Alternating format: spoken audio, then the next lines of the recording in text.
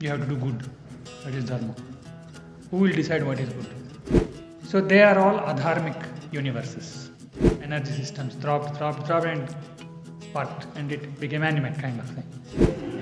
People get sentimental, I don't know why. You have to see the overall picture.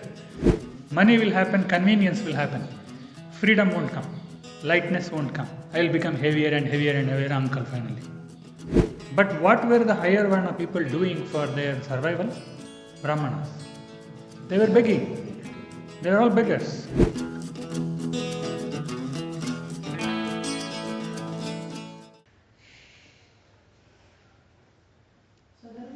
Yeah.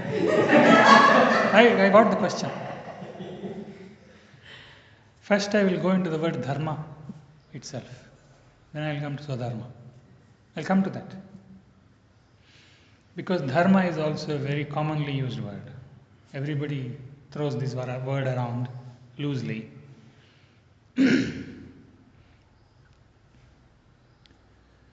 And today it is being conflated with morality again. Good, bad. You have to do good. That is Dharma. Who will decide what is good? Again, it's tricky. The word Dharma just means dharayate iti dharma. Whatever upholds is Dharma. Dharana means that which upholds something, sustains something. All the other words like dharani, earth is also called dharani, that comes from the same word, dhru dhatu. So dharma means anything that upholds. It's not good, bad, not going to good and bad. It's pure logical. Anything that sustains is dharma. Now I will talk of this from the most grossest level, physicality. Now you see there is a physical world. There is a gravitational force, electric force, magnetic force, many kinds of forces are there. And you can see that there is some nice equilibrium between the forces, and it has given rise to stars, planets, solar systems. It has given rise to systems. So scientists sometimes raise a more fundamental question as to why the law of gravity is like this in our universe. Why electrical force is like that? Why magnetic force is like that? Why it is not more? Why it is not less? Why the equation of gravity is like that only, not in another way? They get that fundamental question.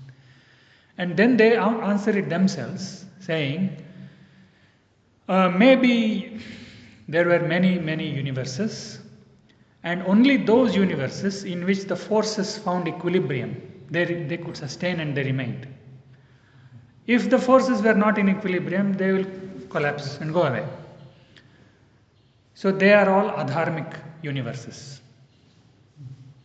This is a dharmic universe, meaning physically I am talking. At the physical level, this is a dharmic universe, meaning there is a sustainable physical system. Forces are in equilibrium. This is how you have to understand Dharma. There is a sustainable system happening. All the forces are in tune and all that. So physical level you understand. If the physical Dharma is followed, if physicality, material layer follows Dharma, whatever gravitational law, whatever forces, everything is in tune. If the material layer follows Dharma, then it becomes the foundation for something more to happen. So on some planets where this material system was conducive enough, like the sun and the moon, the distance ratio, many factors are there.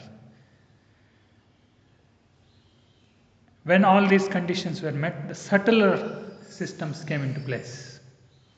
Again, material only. Energy systems. Biology started happening. Single-celled organisms came. Basically, it is like inanimate was not really inanimate, but inanimate was, done defibrillation on it. Energy systems throbbed and sparked, and it became animate kind of thing. Then biology happened, plants started growing. Some planets where the material system was in a subtler harmony. Energy systems could come. Now in energy systems, that's another layer. It came out of the material system, grosser one. This energy system came, we call it ecosystem. Biology happened. There also, there is something called sustainability. Sometimes there may be some organisms, some species, which will act like the disturbances. They will remove the balance. They will become adharmic species. For example, virus. If there is a virus, forget human beings now. Suppose human beings are not in the picture. Suppose there is a virus which kills most of the animals on the planet. Now that virus has become adharmic for that ecosystem. Until then the system was flourishing. They are eating each other. Now don't look at it individually. When you see a tiger eating a deer, that is not violence, that is not adharmic. That is in tune with the system. Everything is happening. If you look at it individually, you can't say dharma, dharma. You have to see overall. So there was a thriving ecosystem. In fact, for your information, when initially a lot of plants happened on the planet, when animal species have not yet come, there is nobody to consume oxygen. Plants consume oxygen, but they also produce oxygen. So the planet became so rich in oxygen that led to an imbalance. Finally, carbon dioxide content became so less, and carbon dioxide is the one that will capture heat in the atmosphere. Today carbon dioxide has become some negative villain, but you need carbon dioxide to capture the heat.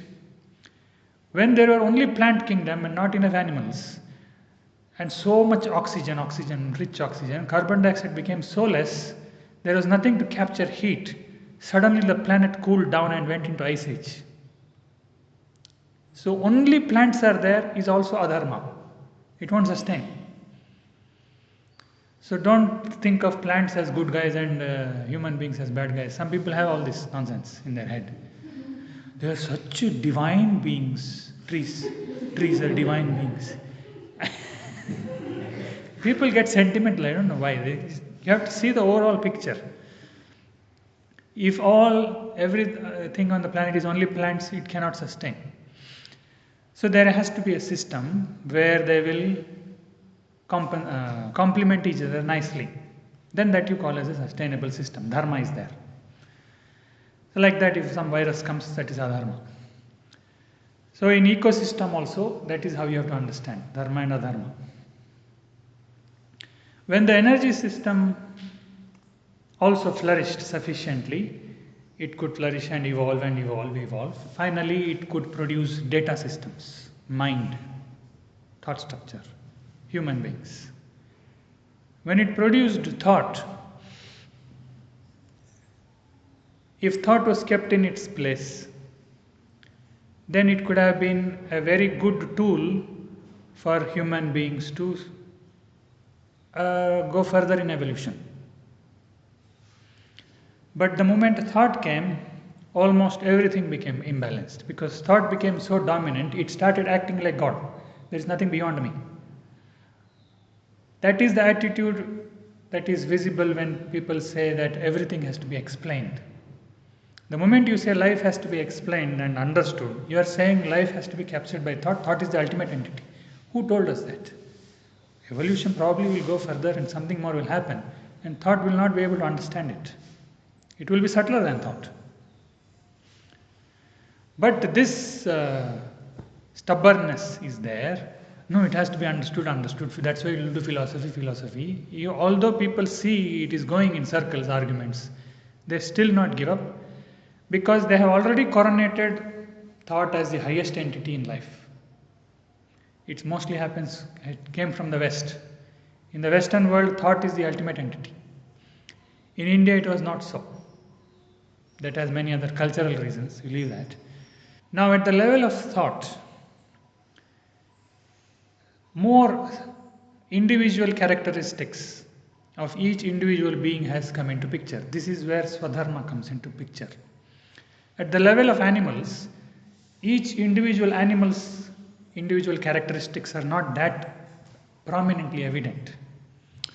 There you can see some differences between, we saw. One cow is nice and it will allow you to touch, another cow will not allow you to touch.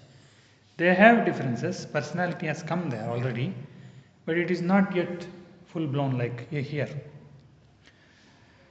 Personality will come, and also the individual inclinations, tendencies will also slowly, individual colors will start showing up. You are good in one thing, he is good in another thing, she is good in something else, I am good in something else. This will create another level of system called society. First there was physical system, then ecosystem. On top of it you are building a societal system. Society means what? Different skills are complementing. What else is it? There is not. Society means only that much. There is a farmer, there is a businessman, there is a king. There are different skills and they are complementing. So it is an ecosystem of a different kind. It's a psychological ecosystem actually. So if people are aware of this, they will expend their inclinations, they will do what they actually have inclination for. And the moment you are in tune with your psychological dharma, you are facilitating something more to happen. Just like the previous stages. When the material system was in dharma, it facilitated the next one to come into picture. When ecosystem was sustainable and maintained, it facilitated the mental system to come into picture. So it took billions of years that after ecosystem followed dharma, its dharma, mental system came. Now mental systems also have to follow their dharma. The individual shades and hues are now evident. That's why I am not an engineer anymore, and that's why I am sitting here and talking. If something else was my intention, if I meddle with that, I would have been doing that. I would have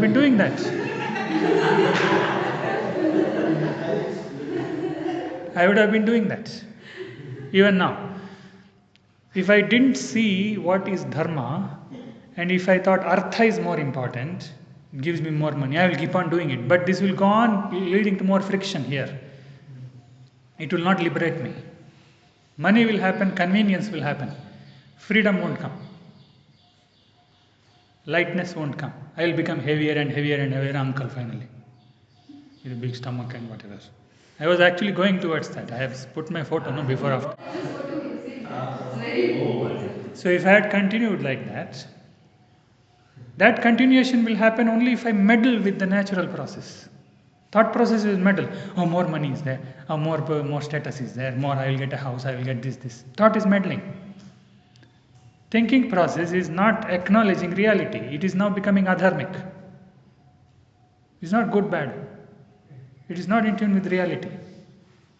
It's not seeing, okay, this is the inclination of this individual. It has to go here and then dissolve and something more will happen. So swadharma, yes, it is natural. Naturally it is there. Individual human beings have different, not just skills, even the quotient wise. Some are more intellect, some are more physical, some are more emotional. All that differences are there. That's what gives rise to different yogas also. Not only the skills. How they will find that there is awareness people can able to. How they will find that the skill set of the Dharma. How to find it? By default, because of society, Yes. will become engineers, for example. Yes. Now there is something not liking what I'm doing, but I don't know what I want exactly. Yes. That is the state. Yes. What do we? What is the society? For- What is the? Okay. So the immediate answer is, only if you get away from all this conditioning, where there is nobody to influence you in any way, and you are by yourself, not even a retreat like this. Here I will be talking and influencing you. If you are by yourself, and what you feel to do, that you can observe very easily. The moment you take away all the pressure upon you from everything, individually that you can see. Actually that most people can see very easily. But the solution, the bigger solution for that is, society has now become adharmic. majority of the people are doing it, the society itself is in adharma. That is why in those days they gave so much importance for dharma, dharma, dharma. It is not for morality. Why dharma was given so much importance is, once you disturb that system and allow people to simply do whimsically what they want to do, means simply, once you disturb that system and once it deteriorates, it is extremely difficult to bring it back. If you see the ancient times, in that society, that structure itself was kind of paradoxical. Today, it's become controversial to talk about this. So there were Varnas and all that. And they think Brahmana Varna means the Ucha Varna, higher Varna. But what were the higher Varna people doing for their survival? Brahmanas. They were begging. They were all beggars. It's a paradoxical system. And actually that's how life is. Whoever were respected the most, they were not supposed to work and have salary and accumulate. They were not even allowed to accumulate. Every day they should come to everybody else's house and beg respectfully, and others also respectfully they will give and they will go away. Now if this is happening, like 20-25% of the society is doing this, and the children are seeing this, okay, businessmen are there, and all these blue collar people are there, kings are there, kshatriyas are there, and these beggars are there. All kinds of things they are exposed to. And automatically the message being conveyed is, kings, businessmen, kings, they are the richest ones. But the highly respected ones are poor ones, consciously poor. That means survival and wealth is not the highest. That is the message society is giving. Inbuilt. Inbuilt it is there. The most respected ones are not accumulating, they are begging. Why? That question will come. Why are they not going after money? Why are they not becoming kshatriyas? Only if children are exposed to things like this, then they will think and they will come to their inclinations also will come out then. Otherwise their inclination will be suppressed. Even if they are of the inclination of leading a spiritual life, doing sadhana, there is not enough support anywhere, not enough examples anywhere. Everybody is saying success means money. They will also go there slowly. Because it will be suppressed. This is not to justify the individual's choices. Individual can still override the society and do it. But statistically it will play a role.